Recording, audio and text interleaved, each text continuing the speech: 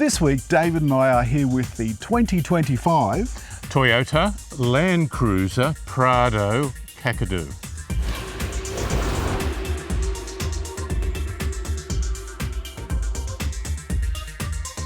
We waited, David, and waited and waited for a new Land Cruiser, and we got the LC300. My whelmed was a little under.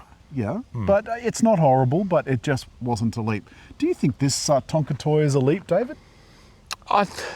It's solid. It's Toyota's solidness about it. I think it's got cues from the FJ Cruiser.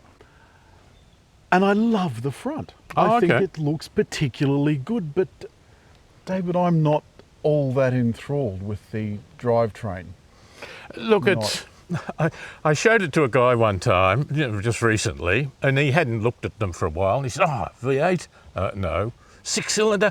No, 4-cylinder. 2.8 litre, mild turbo, 4-cylinder, 150 mild kilowatts. Hybrid. Mild hybrid. It is a mild turbo, I must admit. But David, 150 kilowatts and 500 newton meters. And the automatic, that's an 8-speed. 8-speed, yeah. 8-speed automatic. Look, now, it's not revolutionary in a way. Now, the looks at the front, it almost goes back to the old expression of Transformers, isn't it? The very square lights. But whether you like it or not, I quite like the fact that it's not over the top. Oh, I love it. In terms of big grille. The side looks rather good. Then it's got that little step up, which, David, as you know, annoys the bejesus out of me. Little step up into the back window. Oh, okay. Then you come round to the back, where there's a little bit of innovation. David, show them the window. The window, son, the window. And pull it up. You'll need that little thing there. Look at that. Very clever to have a half hatch. Now, if you close that again, David, and reach under the thing and open, under that, yep. Have a look at this. I don't know what in God's name that is. It's a flimsy flower pot there to put your bits and bobs in. I've used it for groceries. But have a look at this. So just put that down for a minute. That's the third row of seats folded down. Yeah. So that whole thing uses up much of the space in the back. I mean, that thing's got to be 20 centimetres tall. Alan, there's no anchor points. So if I'm reading that right, you can only put little kids in. They've got to be able to climb in to get to it. But you can't put real little kids in that need a baby seat with an anchor point. Well, you wouldn't be able to put a baby seat in here anyway. How on earth would you get in to put it in? God almighty. But you tumble those seats down. There is a fair bit of room in the back. David, let's show the people about the room in the back. Why don't you hop in the back, son? I've got a handle. That's good. Yes, a Jesus grip. Lovely. Oh, that's good. And plenty of room, leather, feet under the seat in front. Well and truly under the seat. Alan, I've got such a huge number of controls here. And David, what have I got plugged into the 12 volt? The dash cam. Yeah, because I couldn't find one in the front. If there is there, I don't know where it is. Oh, Toyotas can be very hard to do that. Yeah, they can, but there's a third row of climate control. Oh, You've got heated and cool seats, look. Yeah. I like that. Which I think is lovely. However, it doesn't, this is a $108,000 drive-away car. Yeah, maybe 110 in some places. There's a sunroof, David. I've got the cover across at the moment. I have had it open at various stages through the week. Panoramic. That's really helpful for people in the second row. It is. However, only the front part opens. Well, I mean, at least the front part does open. But David, I've got a problem with this. 3 times this week it's been the same thing. I've got 2 buttons up here to close, one button to close, one to close and lock. 3 times this week I've come back and this has been open. Oh. It's just mysteriously opening itself after I've left the scene of the crime. Now, one of them, I was in Coles doing my shopping, put the Coles in, the bags in, closed and locked because I was going to the other side of the car park to dutifully return my shopping trolley. What do you think happened? Came back and hopped in the car? I came back, hopped in the car, went to driveway, and a little man was chasing me saying, no, no, no, you're not drive, you're not drive. I thought, why wouldn't I drive? Well, the back had opened again. Now, it can't have been open when I got in the car because I'm sure I'd have noticed it, maybe I wouldn't. Either way, it was open and I was going to drive out the shopping centre. Imagine taking out a sprinkler. And taking out a few things. It would have been disastrous. And if that man hadn't told me, I mean, I may have gotten all the way out before I noticed. There was no beeping, no nothing. It was completely silent. Even when you turn the car on and want to move. Well, there was just, I don't know. I don't know whether it was open before. So at no stage has it told me it was opening. And on one occasion, a neighbour came and told me that my back tailgate was open. She closed it for me, but of course she didn't have the key, so I couldn't lock it. This is the equivalent of a phone bum dial in a way, isn't it? That it does something. Well, yeah, except that doesn't mean your phone's going to get nicked or raped and pillaged. But anyway, let's see what it's like on the track. It's averaging 9.8.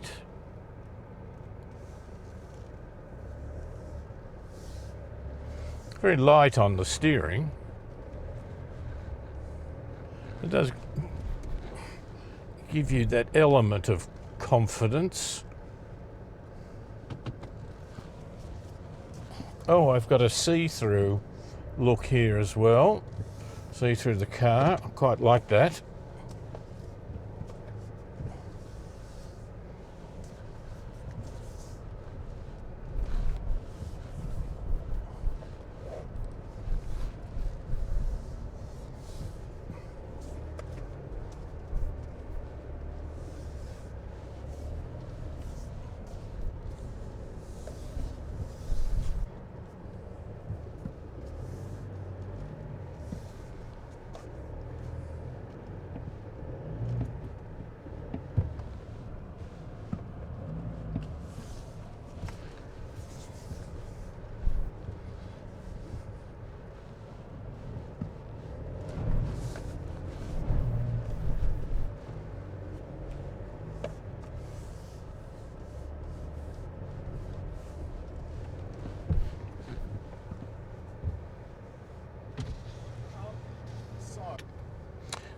So we went through the water and it just gives you confidence.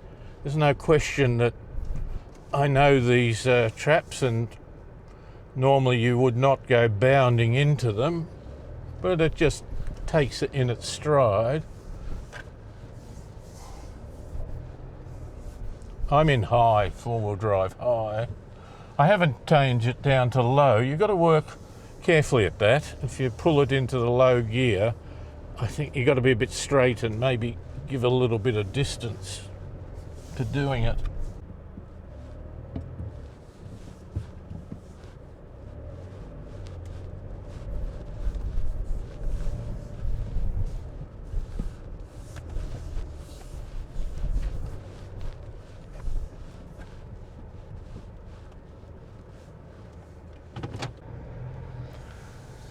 Well, what an adventurous afternoon it's been.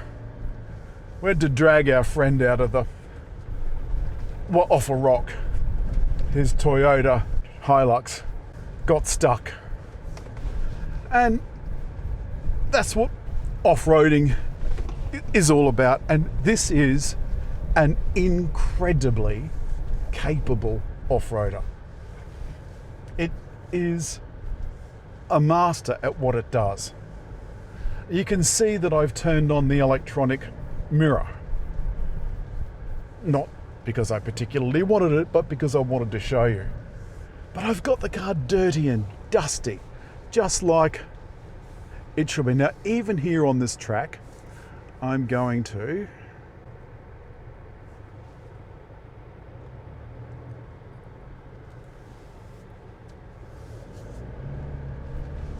this is a rather beautiful area, full of the bounty of nature and Australia's fantastic open spaces. And it's good to see this car being used for what it was designed for. I've got the suspension just in normal now, so the multi-terrain system has been switched to drive mode, and I've just got it in normal. Actually, I'm going to put it in comfort to see what difference that makes. Because I tried comfort earlier, and actually it was a little bit seesawy. It was like being on the Queen Mary in a storm. Not entirely pleasing. Now on comfort, oh, I tell you what, this is lovely. Maybe this is what comfort's meant to be for on this kind of road. But my four-wheel drive system is very easy to use. Put it in neutral and you can select fall low. Put the multi-terrain system in, you can select from mud, sand, snow, automatic. Oh, God's truth. And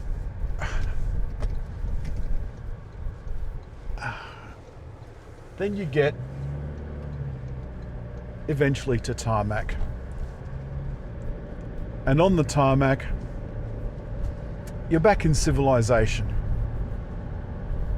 You feel like the king of the road, so this feels very much like a LandCruiser 300. I'm just going to switch it to normal. There is Sports and Sports Plus, the suspension adjust, the transmission. On the open road, this has been magnificent. We've slowed down now, unfortunately, but the cruise control and lane control work quite well. I'm not getting any unnecessary messages. Something that really irritates me about certain cars that message me when I'm not watching the road, even though I'm looking exactly like this. I like being able to check my mirrors. I do like these electronic mirrors, but sometimes they're a bit difficult to focus on, but it is a very good picture. All of the controls are on the steering wheel, and so I can see them. Toyota's gotten rid of that awful control down by the side for cruise control. All in all, this is a really comfortable car to drive. So let's have a little look at my displays. I've got a big head-up display.